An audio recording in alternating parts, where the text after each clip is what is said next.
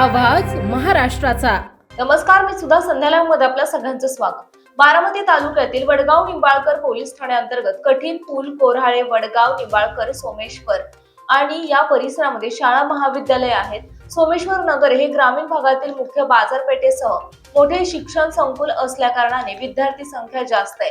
पालकांनी आपल्या अल्पवयीन शिकत असणाऱ्या शालेय विद्यार्थ्यांना दुचाकी वाहन देऊ नये आणि त्यांना वाहन दिल्यास त्यांच्या पालकांवरती गुन्हे दाखल केले जातील, असे वडगाव निंबाळकरचे प्रभारी पोलीस निरीक्षक जीवन मोहिते यांनी वडगाव निंबाळकर पोलीस स्टेशन येथे घेतलेल्या पत्रकार परिषदेत सांगितलंय।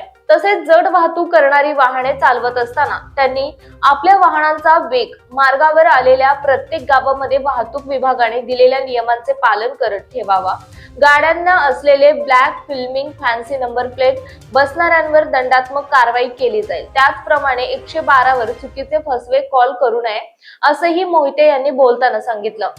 नमस्कार, मी सहाय्यक पोलीस निरीक्षक जीवन मोहिते, वडगाव निंबाळकर पोलीस स्टेशन प्रभारी अधिकारी।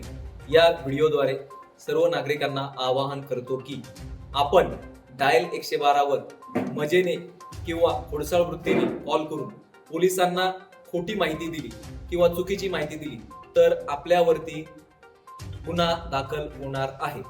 आम्ही यापूर्वी अशा प्रकारचे गुन्हे दाखल केलेले आहेत, तेव्हा नागरिकांना आवाहन करण्यात येते की आपण डायल 112 चा वापर योग्य माहिती देण्यासाठी करावा।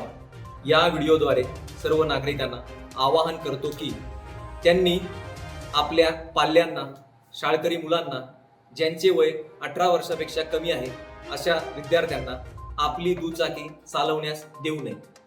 असे केल्यास सदर पालकांवरती गुन्हा दाखल होईल, तसेच MV ऍक्ट प्रमाणे 25,000चा दंड देखील वसूल केला जाईल। याचबरोबर सदर भागात जी जड वाहतूक केली जाते, सदर जड वाहतुकीवरती कठोर कारवाई केली जाईल। Black filming, fancy number plate, इतर अवैध तडजोड केलेली वाहने यांच्यावरती सक्त दंडाची कारवाई करणार आहोत। संध्या लाईव्ह न्यूज करिता कृष्णमूर्ती जगताप, बारामती। ताज्या आणि महत्त्वपूर्ण बातम्या पाहण्यासाठी आजच आमच्या संध्या लाईव्ह न्यूज चॅनलला YouTube वर सबस्क्राईब करा आणि बेल आयकॉन प्रेस करा।